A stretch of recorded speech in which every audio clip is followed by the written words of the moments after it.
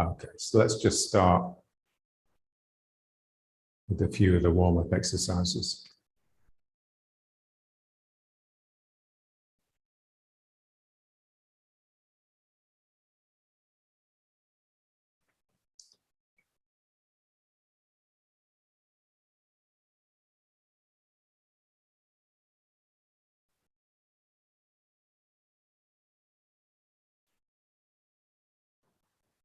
John always used to say it takes about a year to learn the form, by which time,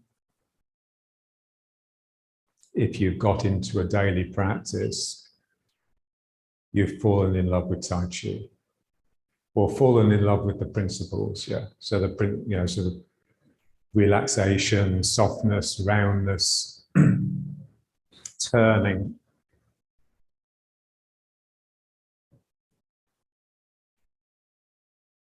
And so when you start practicing, you're coming back to the work, but you're also coming back to the pleasure of the work, the simple pleasure.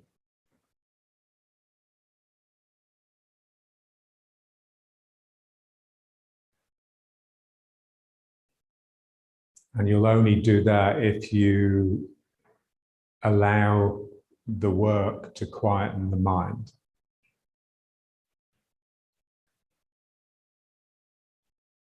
So normally people are tense because they have an overactive mind. So if you want to relax the body, you have to quieten the mind.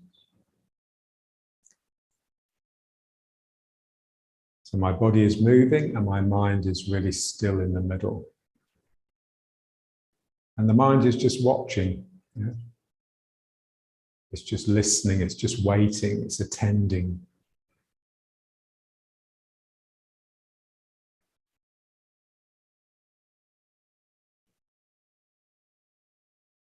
The problem is that, normally when we get a quiet mind, we associate that with being miserable or sulking or just being uncommunicative and cut off.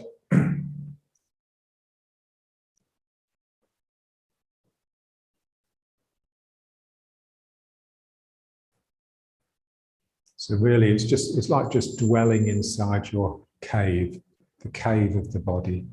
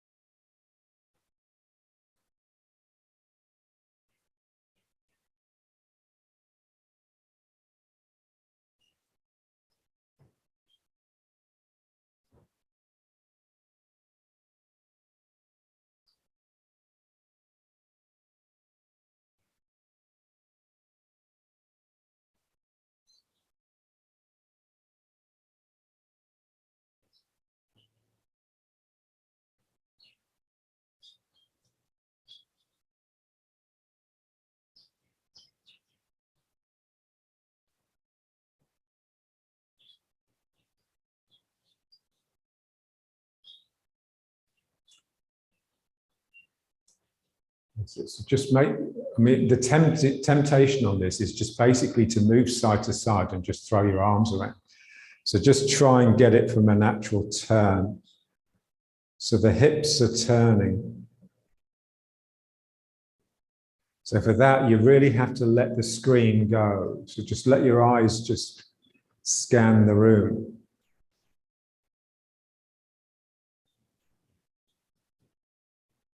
Yeah, so it's not habitual motion.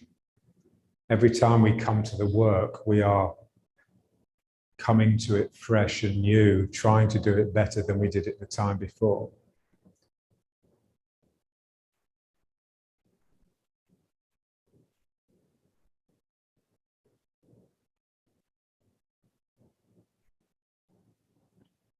And so there's a point where you turn, where it just gets a bit wobbly. So that's where you want to push it.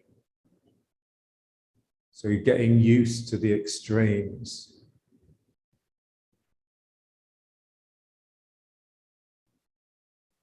And just feeling the breathing.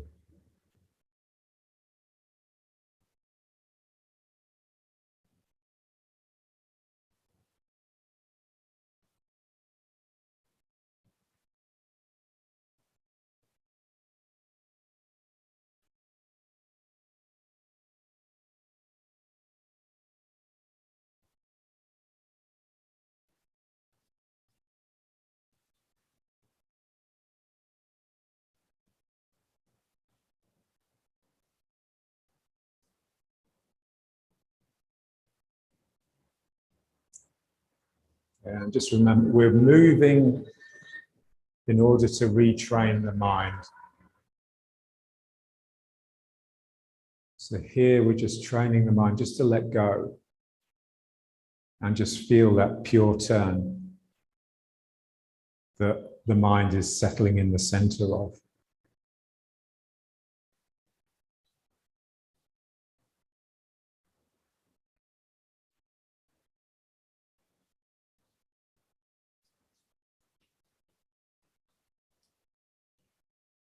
So just feel the back hand reaching for the min neng.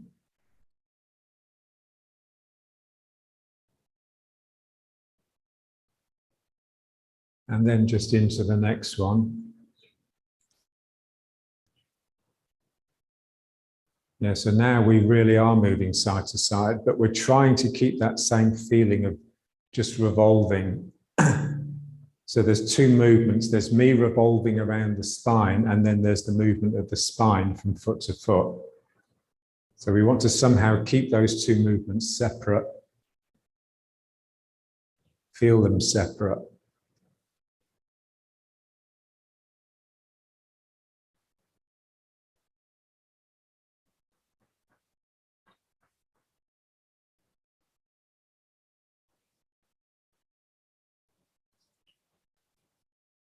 Yeah, and just really try and just turn completely to the side. Yeah, so you've got to make sure you don't let your knee collapse in and really sink into the leg. Yeah.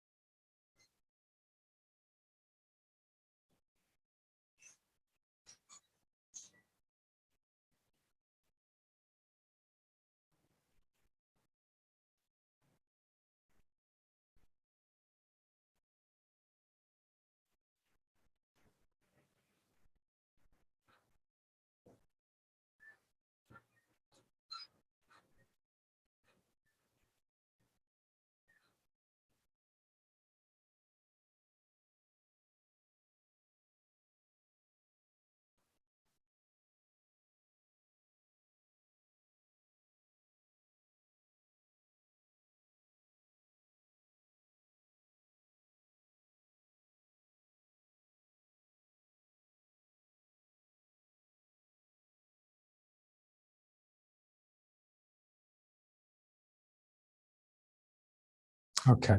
And now let's try the next one. So the one where we just pivot on the ball of the foot.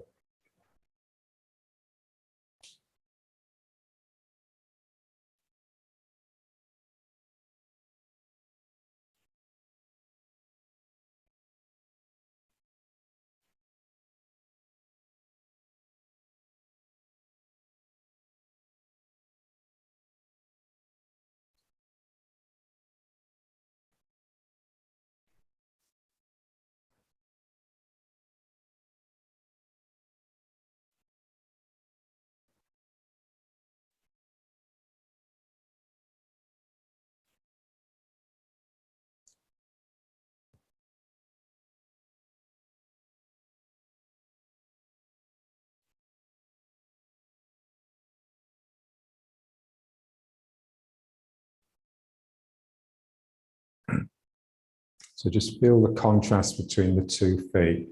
So you're in the heel of one and in the toes of the other. So it's full and empty again, of course, but this feeling of the weight moving backwards as you release the energy forwards.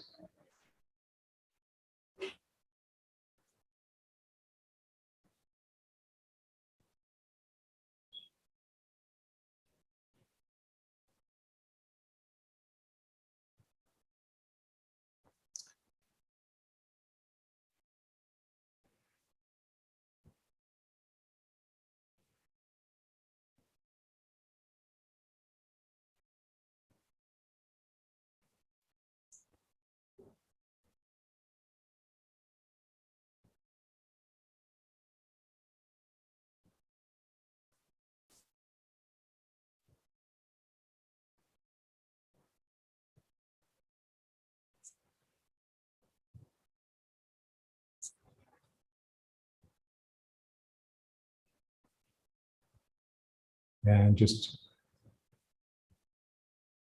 bring the mind in, reel it in. Yeah. Unless you learn to quieten the mind, you'll never go deep into anything.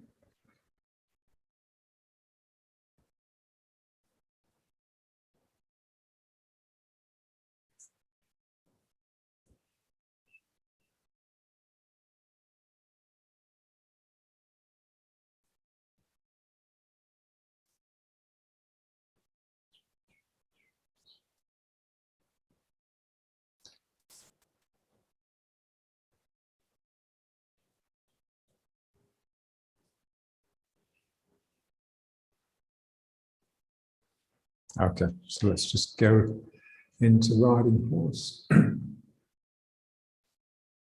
Yeah, so as though the legs have come up, and like the legs are grabbing on at the min meng. So what's beneath the min meng can just hang heavily.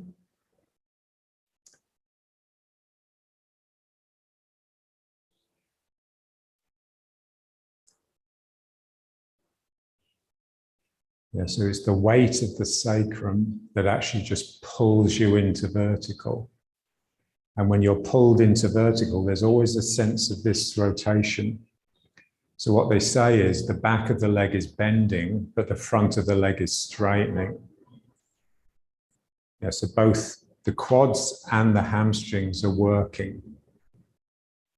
Yeah, so to start with, we just allow gravity to pull us down. Yeah, so gravity bends my legs. But then as you get into it, you want the spirit involved as well as just the relaxation. So my spirit is just tightening the hamstrings to actually tug at my buttocks and pull my lower back into the legs. And it's a different mind, yeah? It's almost the opposite of the relaxed mind. So the relaxed mind is all sort of lovey-dovey, sort of open and expansive. Whereas the sort of the dantian mind or the hamstrings mind is sort of just drawing in and detaching. So detached, but not indifferent, yeah? So it's pulling away from the world into itself, into its own gloomy quiet.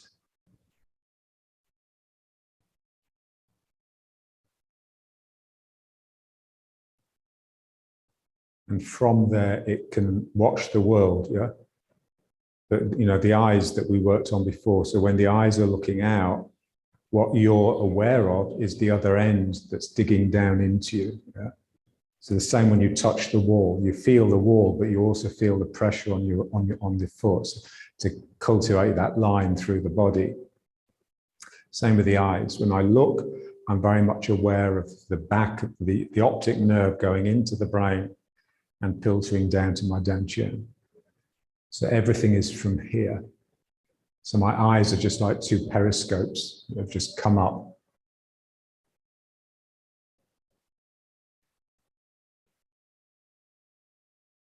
And so then your looking draws the world in. You're not glaring at things and pushing the world away.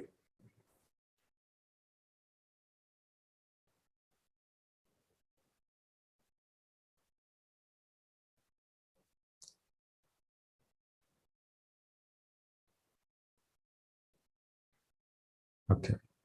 And now let's just bounce up and down, trying to maintain that feeling of the sacrum just being heavy. Yeah, so we want the bouncing of the legs, which is obviously coming from these muscles, not to interrupt the relaxed hanging of the sacrum.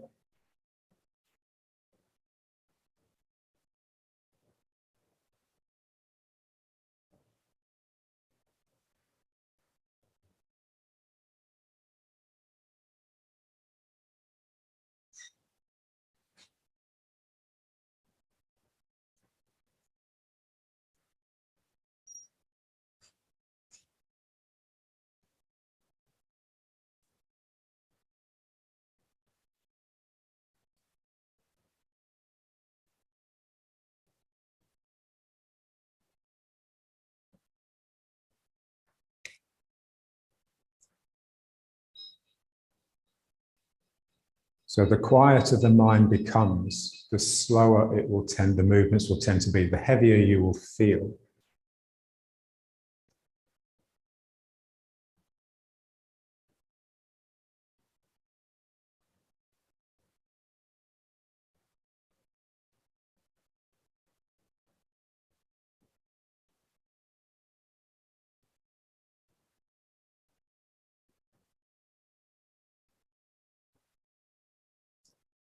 So feel the legs holding this min meng, and then just feel the outside edges of the feet. So the more you do it, the more it'll tend to press you into the outside edges.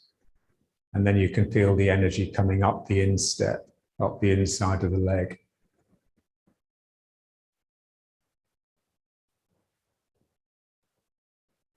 And just watch the mind. So as soon as the mind either starts thinking to itself, or it starts noticing things that it would like, that it's interested in. It's the same thing, really. This is what's so difficult about it. As soon as it notices something, you tend to tense up around the image that you've created, which obliterates any other image that might want to sort of surface. So this is why they always say you watch what's coming into the mind, but you don't hold on to it. You just let it pass.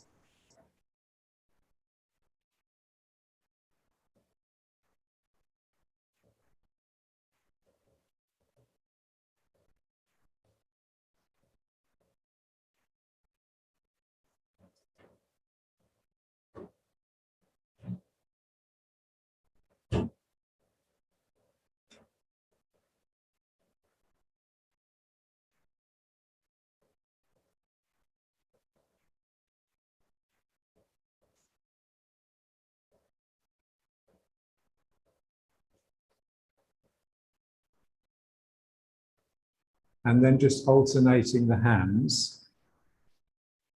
Yeah. So it's like your body is still trying to do this, which is in the middle, and your hands are tending to pull you side to side. So there's a bit of a tussle going on between the tug of the arms and your body that's just heavy, trying to stay in its most efficient motion, which is in the middle.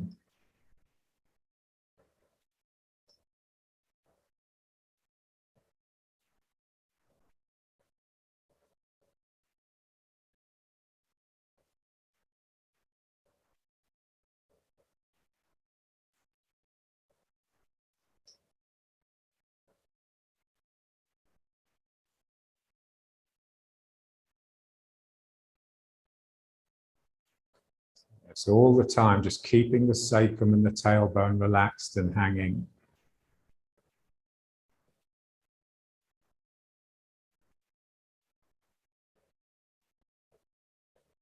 Yeah, so when they tense up, it's just an indicator that you're attaching to the mind too much. So instead, just concentrate on the breathing, just be with the breath rather than with the train of thought.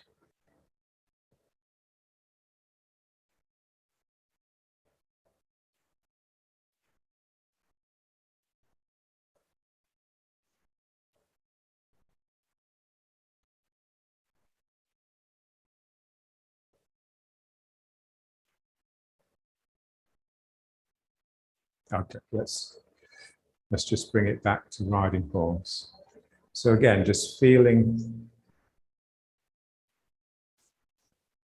the sacrum and the tailbone. That's the main adjustment, really.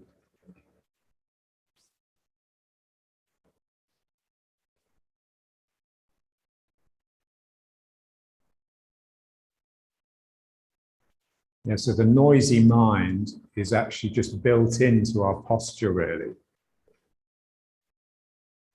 Yeah, because we want to see, if you watch like a chimpanzee or a gorilla, yeah, like when they're walking around with a relatively vertical back, they've got really bent legs. They're really bandy, yeah.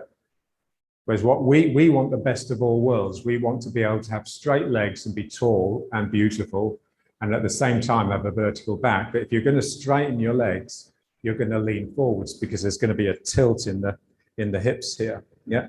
So in order to write that, we just pull like this. So we bring tension into the lower back, and what that does is just whip energy up into the head all the time, and hence the ego. And so our basic adjustment is just to roll the pelvis like this way, but not by doing it, but by just relaxing it. So it's very important that you just get that feeling of the back of the legs bending. So what you don't want is just this sort of thing, because that will tend to stick the bum out as well. You just want this feeling that your sacrum and your tail have dropped down, and then the tail is just cutting under. And then you'll get this circuit.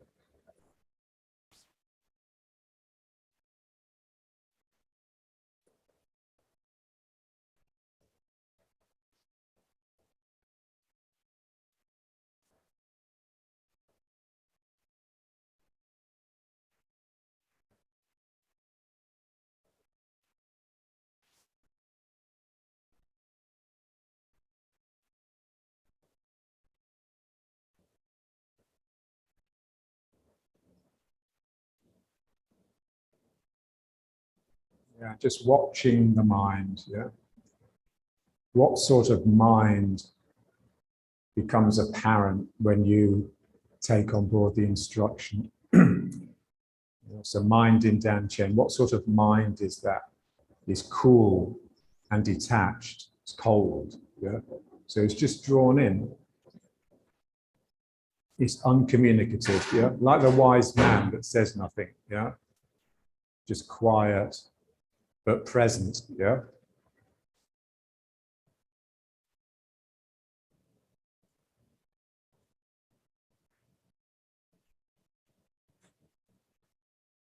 Okay. And now let's just try this one. So the one where we make the big circle.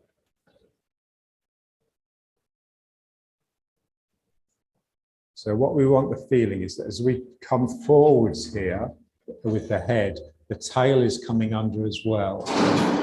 Okay, so we don't want to stick the bum out if we can help it. So it's a real spine exercise, this one. They're all spine exercises, really.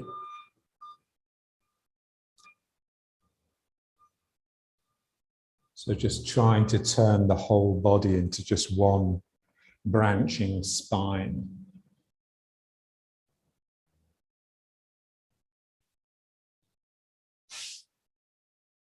So our big drawback, really, the big sort of, the thing that gets everyone to mess it up is just the head.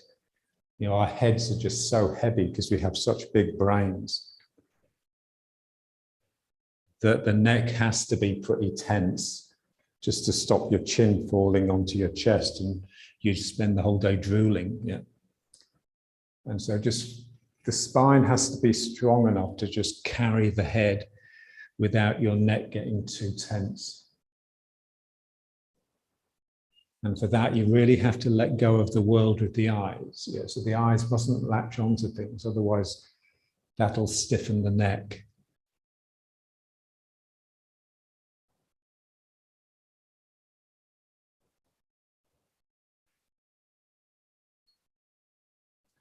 And just feel the legs springy and rubbery, just able to just take this movement without clamping at the sacrum too much.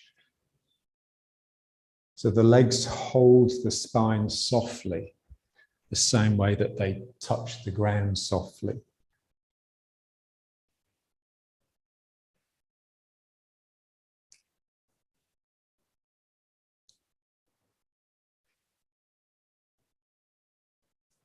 Yeah, so really bow the spine here and then really arch the spine here.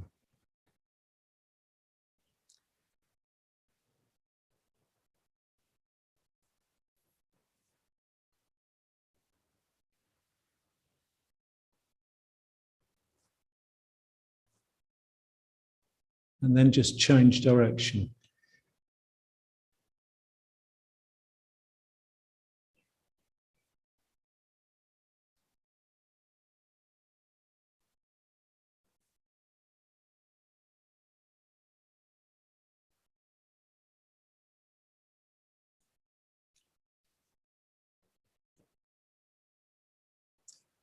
And just feel the body, all those little muscles that are having to work in concert, in coordination in order to make this movement. Yeah, so each of those muscles is part of the mind. And so if I'm thinking, if I'm holding on to an image or my mind's wandering, I just lose that. I lose the body as mind, and the body just becomes a coarse lump, which is ugly.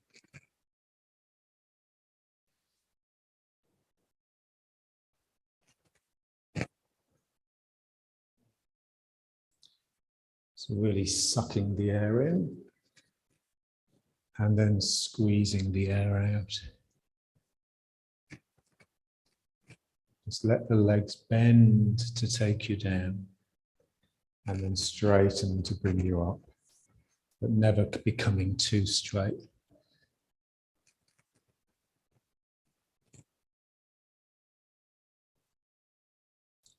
And just enjoy your body moving well. To move well is to live well. This is what some therapists said.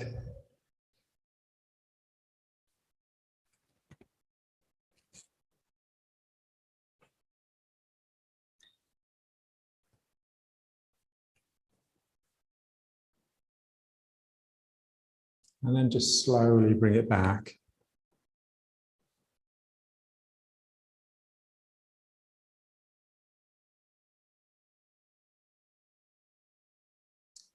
And then just back to here. And so our riding horse, it's a bit like saying grace. You know, when we were kids and we used to say grace before a meal. So this is a bit like just bringing it back to what's important, which is your connection with whatever's beyond you, rather than the self.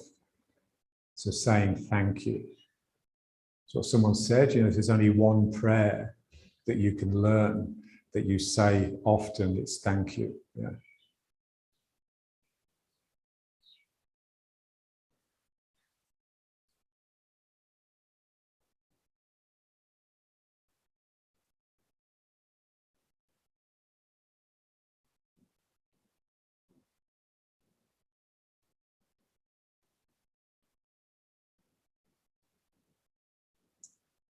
Now just try and feel the two minds. So when we're standing and we're relaxing, so the relaxation is a process, it's ongoing. So there's this feeling of sinking through the body, which is me letting go to gravity. And there's a feeling of expansion. And so when you relax, it's like the gas that's let out of the bottle. Gradually, it just disperses and fills the whole room. Yeah. So there's that sense of just expansion, but of course, this posture is just eminently contained. You know, it's got this roundness to it. So we just want to feel the periphery of the mind. So like the big mind that is actually creating the container for the contained, which is me. Yeah. So it's like a skin that contains me and my energy, which is an aspect of mind.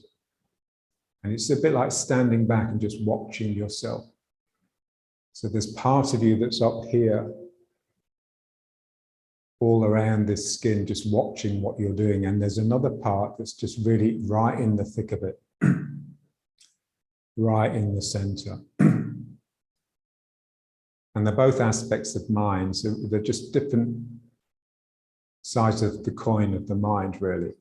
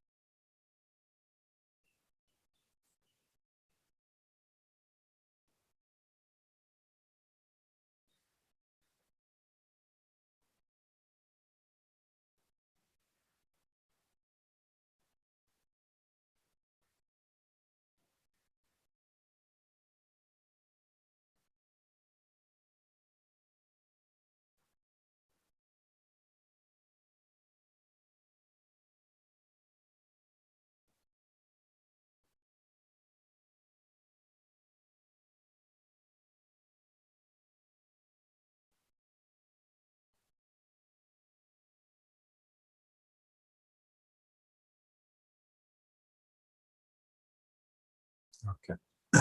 And now let's just go backwards and forwards.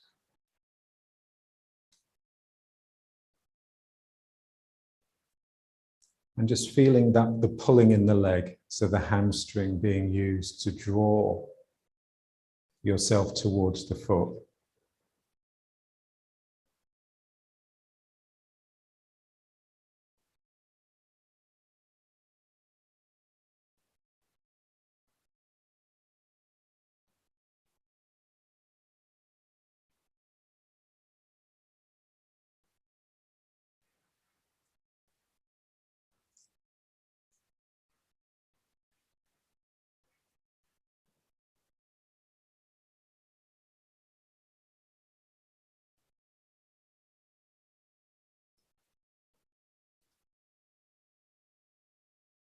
And so it's the back of the leg here that I'm, even if it's difficult to make it contract physically, just have your mind there.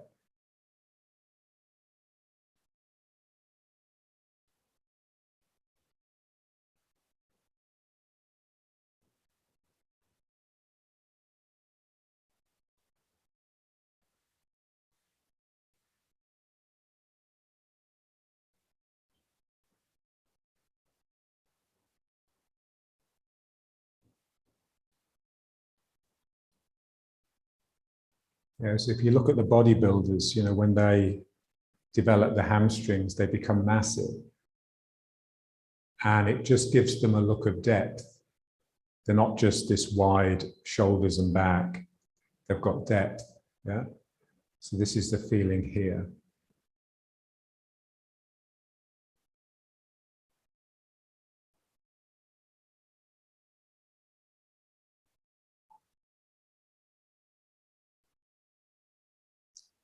Yeah, so Castaneda pointed out that basically the hamstrings are just, it's like they're like rubbish bins. Yeah? It's where we just dump all our stuff that we don't want to look at. And so, you know, it's really important just to bring some attention to them, get them working to flush out all that stuff.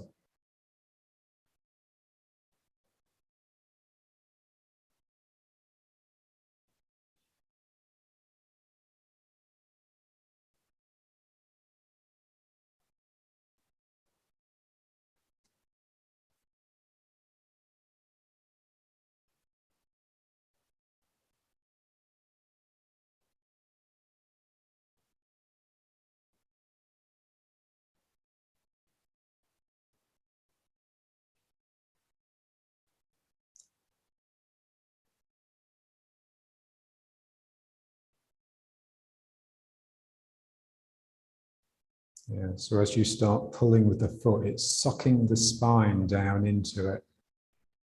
So your spine is being drawn. It's being pulled all the time by the foot.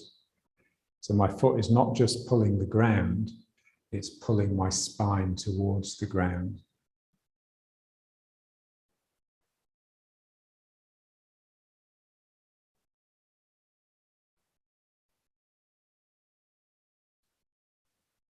And you can feel it's basically a sense of just drawing in, of withdrawing.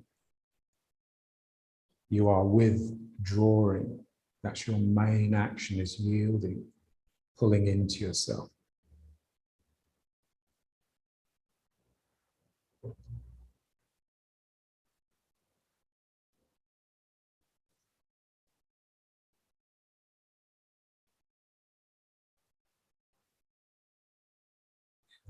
So you pull with the toes, and then as the weight goes into the foot, the weight settles into the heel, and the heel then injects into the ground.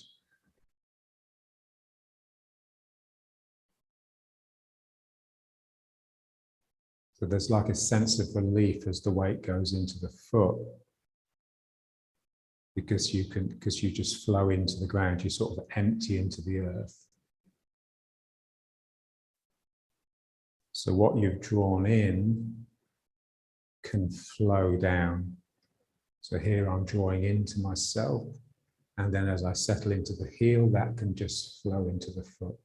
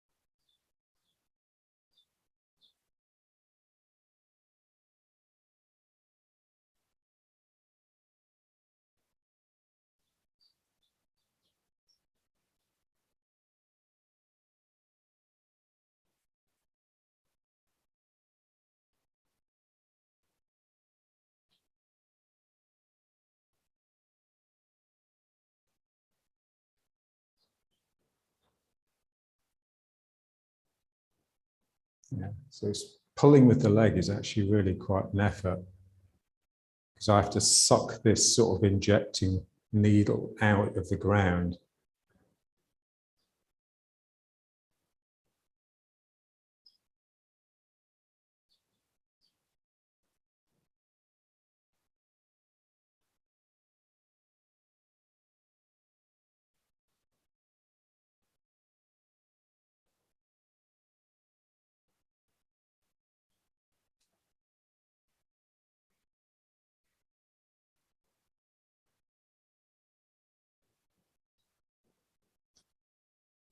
Put the foot forwards.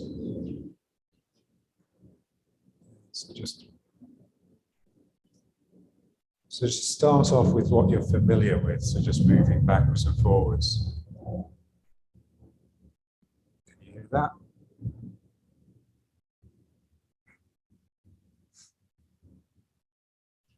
It's a bomber plane flying to Gaza to drop a few bombs.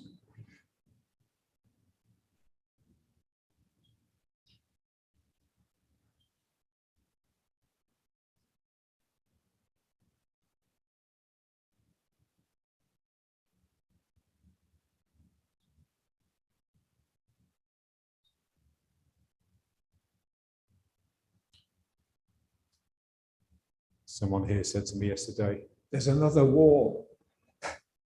There's another war with the Arabs, and we started it this time, as if all the other times were not.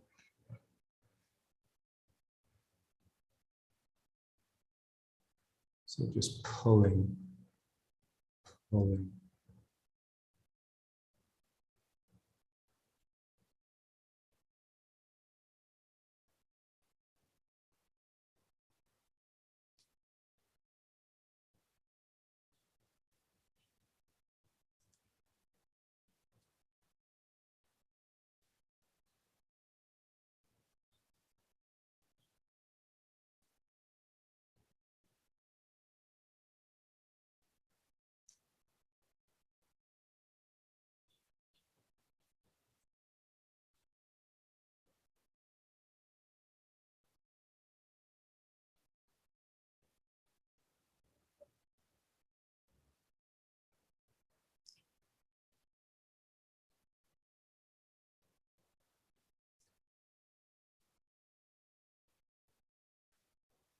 Yeah, so my pulling, it just starts off as just a relaxation, really. It's just the leg breaking, the leg bends, ankle, knee, and hip. And that starts the process of pulling.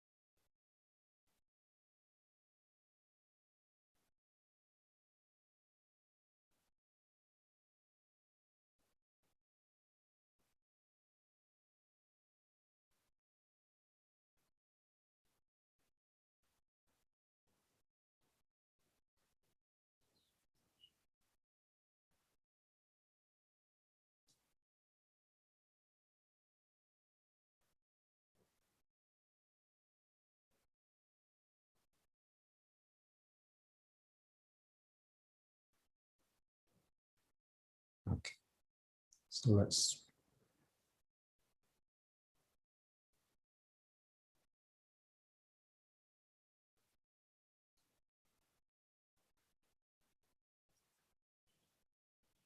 so just relaxing the lower back, just letting it hang. Only then will the mind come back. Otherwise, the mind is really active, just trying to keep you together.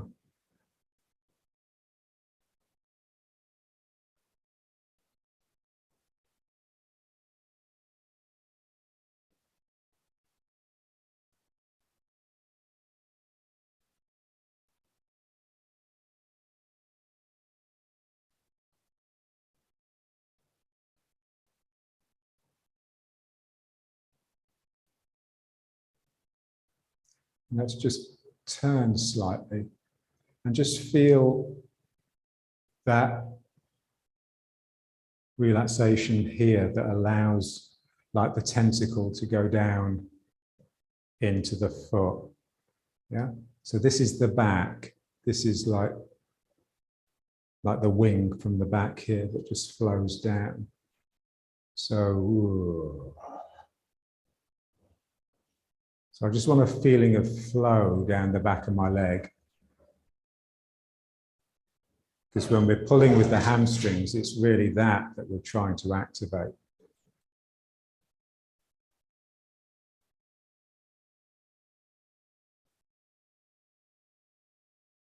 So here, and then.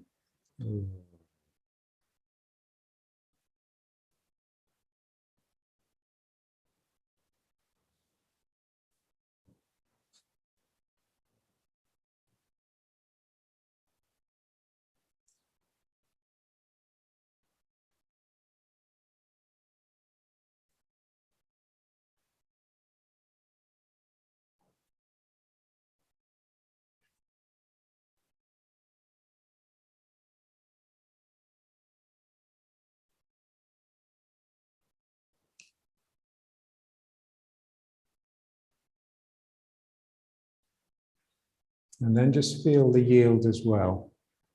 So instead of yielding with this side and attacking with this side, we just want to yield and attack with the same side. So this is where that Chen style pushing hands that we did with John comes in. So when I turn this way, I'm allowing this relaxation here. And there's a sense of drawing something in this side here. Yeah. And so part of me is coming out and part of me is sucking in. but it's not sucking in here, it's sucking in here. Yeah. So, ooh.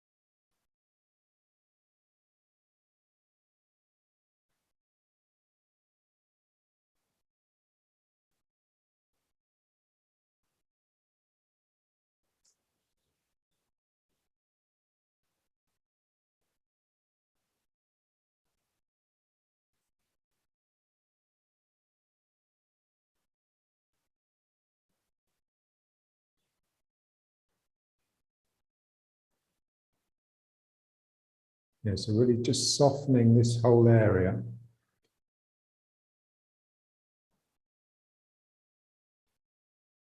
It's like if you were going to shake someone's hand, you know, your hand would reach forwards.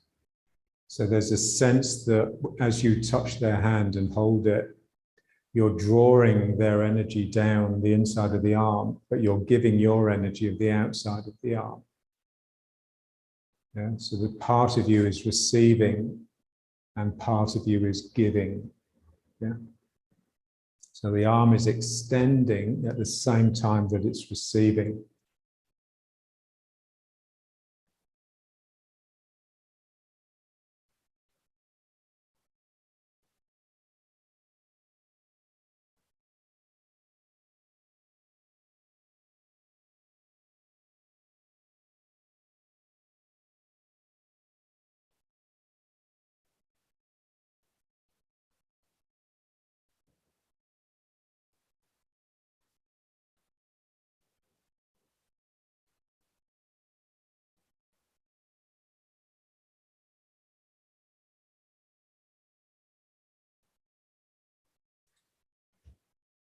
And now just working from the leg, and now just pulling yourself here.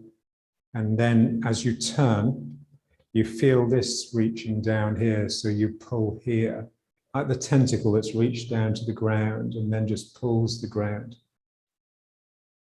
So it's generating a turn. Yeah, so the turn again is coming from the hamstrings, from the contraction of the tentacle. So here and pulling.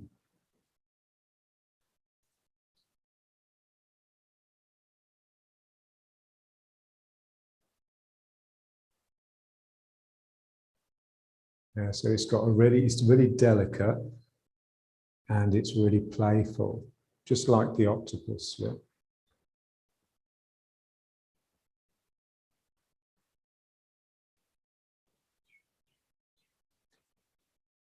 Yeah, so an octopus just oozes intelligence, yeah.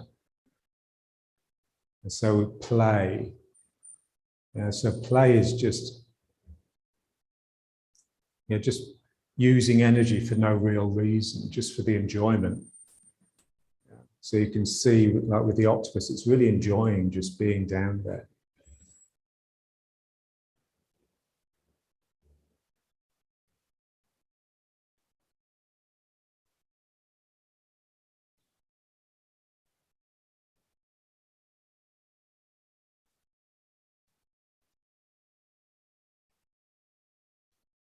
Yeah, so that element of play is just everywhere if you're open to it.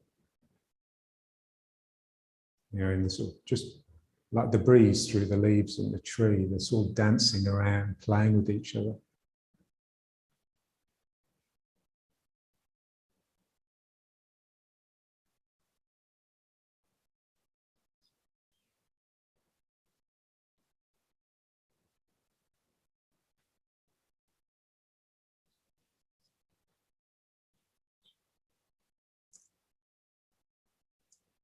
Yeah, so again, just feeling the two minds, the mind we want to control because it's ugly and it ruins everything, and the mind that we really want to activate, you know, what I tend to call spirit, and Plato called soul. So this playful, delicate quality that basically comes out when you turn away from it. If I look at it, I'll inhibit it, I'll cramp its style. So it's sort of invisible. You only catch glimpses because as soon as you look, it disappears.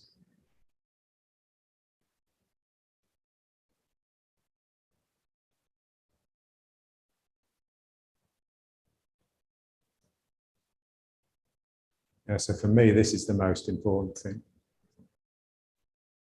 This is what makes us alive and human. It's not the other mind, it's not the clever mind.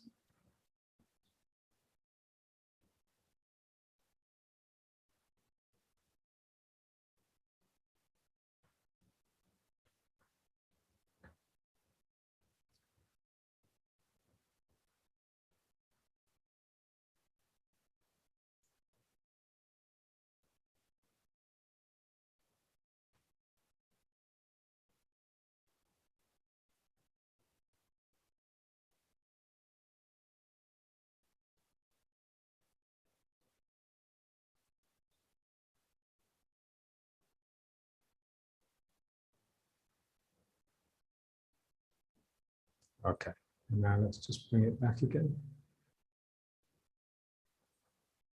So just feel it, you've got these tentacles coming out of your back and your outside edge. And you just know that if you look at it, they'll freeze or they'll fall off. And so there's part of you that's cowering all the time, that's just trying not to be intrusive, apologetic, very English. Yeah? The Israelis would never get this. It's impossible to do anything like this with the Israelis. If there's no profit to be gained, it's bad.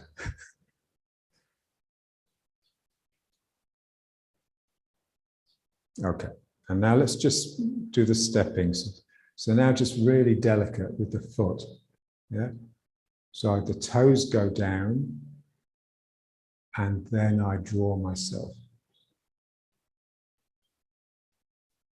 Yeah, so you can feel the moving leg as both pulling and springing you back. And it's all part of the same thing really, because I pull into the spring and the spring recoils into the elastic, which pulls me back.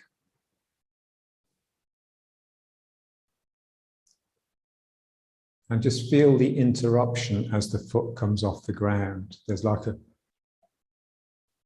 a little spark of spirit. Somehow you have to just be slightly more alert when you've only got one foot on the ground.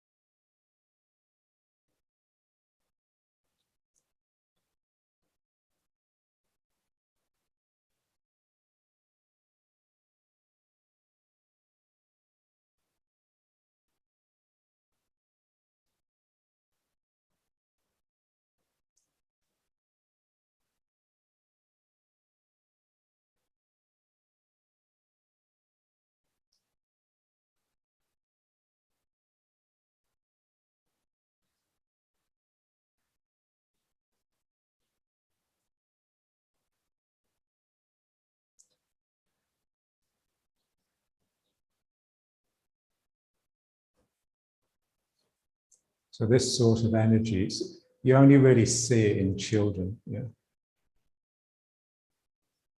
because the adults are too grown up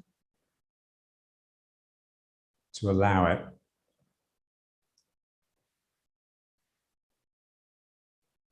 And it's here, especially like the religious children, they're the only ones you see in the street. Yeah, the poor kids. And just like we used to just mess around in the street, you know, being naughty, and all the middle class kids are in special classes, which their parents pay a lot of money for.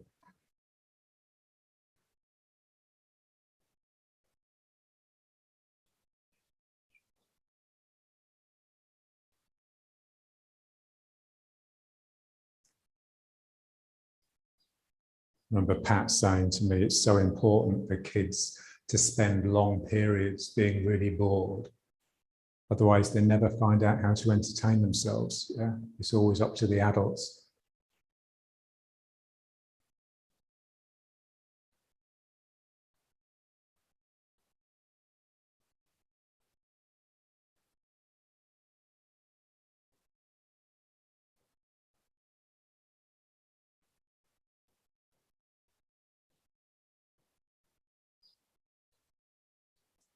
You know, so the kids now, they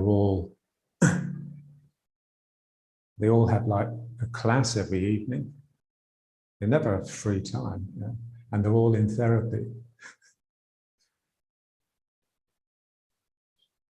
Basically, completely indulged and spoiled and obnoxious.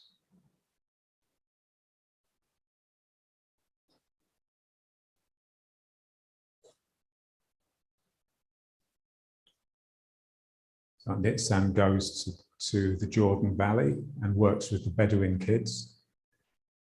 And he says they literally have nothing. They won't have a single toy. And him and his friend Boris, who's an artist, they just make like a little train out of blocks of wood, and they're just so grateful that they just have something that's special.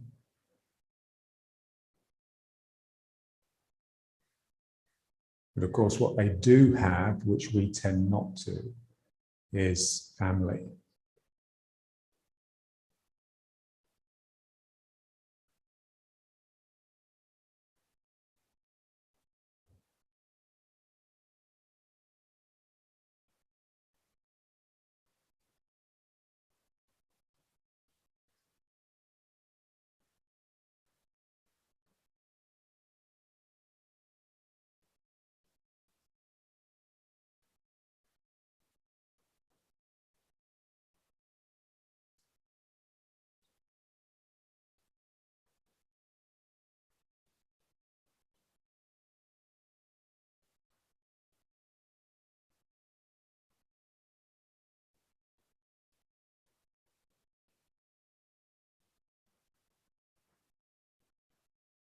And then the other.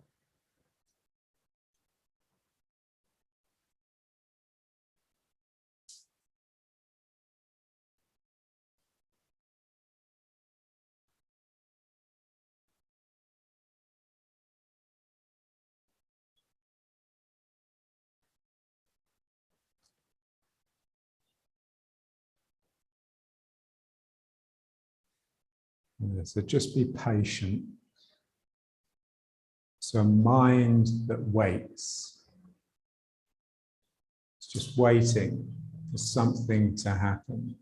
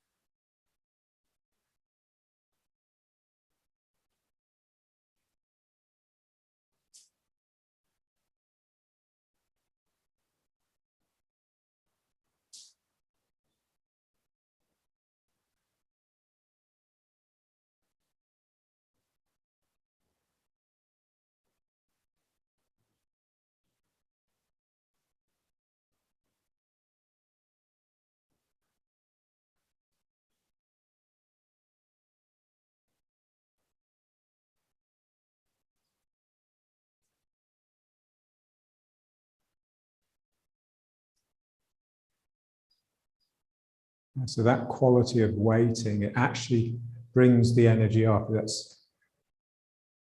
That's the impetus behind the lift, really.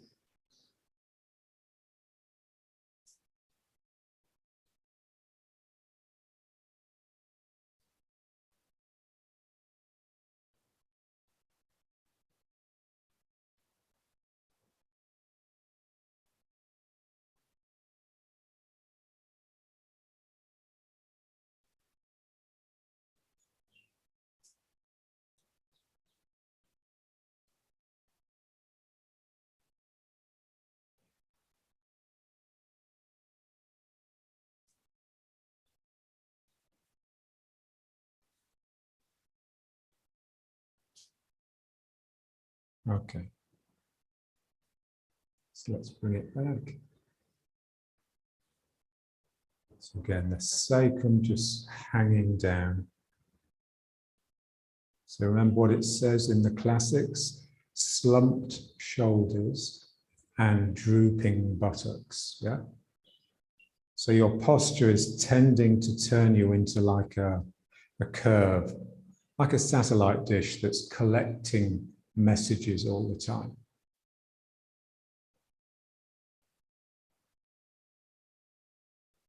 Rather than like a arrogant person that's just expressing themselves all the time. Yeah, so we're just withdrawing the front and allowing the back to expose.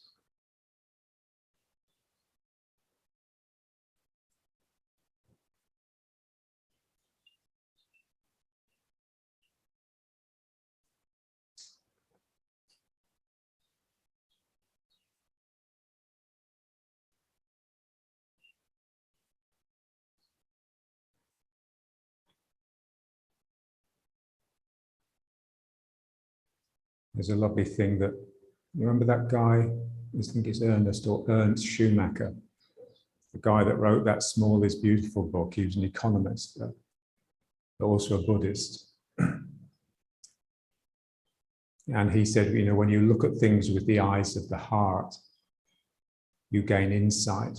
Whereas when you look at things with the eyes of the mind, you form opinions. Yeah?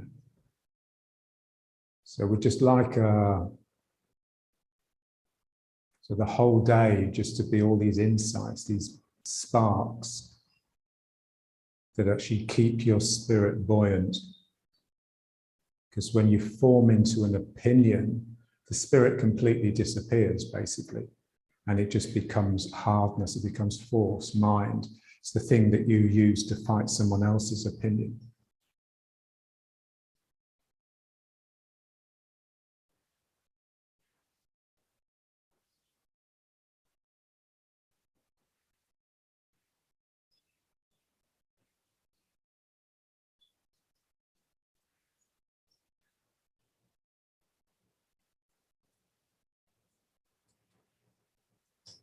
So just imagine you're just surrounded by all these little butterflies, and they're, you know, settling, and then they're flitting off and settling again. So you're just sort of sparkling with this really tender, light, fragile,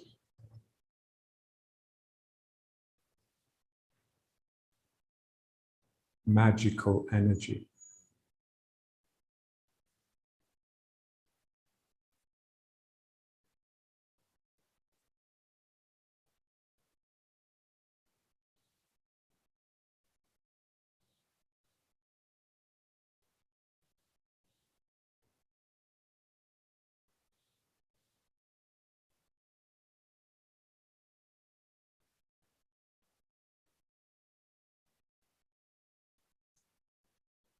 Yeah.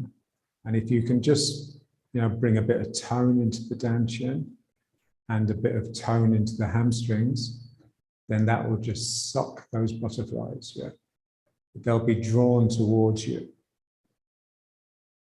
Yeah, so you're just getting like a handle, a little bit of a handle on spirit. Not too much, because otherwise you'll inhibit it.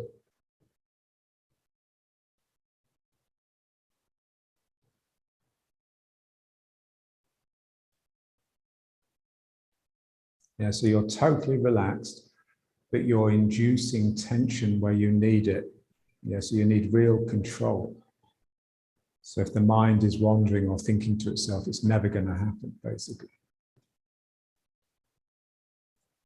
But you can always pretend it's happening. You know?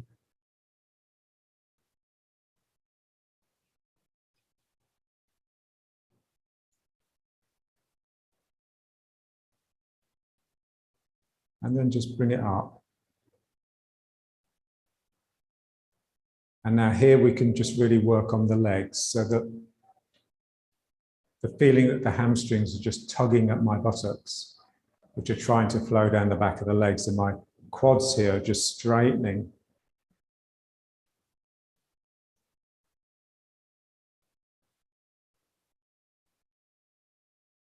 Because remember, if I bend the legs too much, then this will tend to go out a bit. Yeah. So there has to be a bit of a fight going on between your hamstrings and your quads, just to keep them both with the right sort of tone.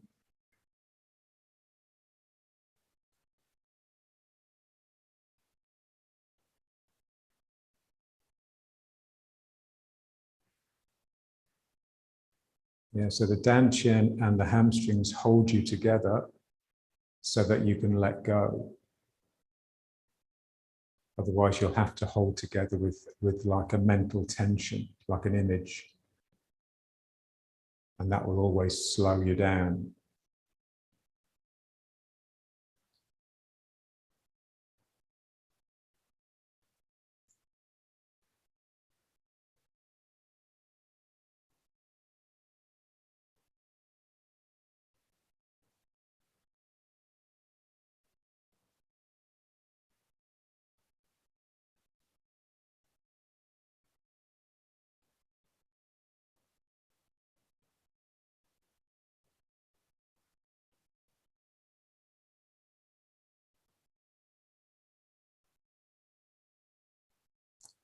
Okay, great.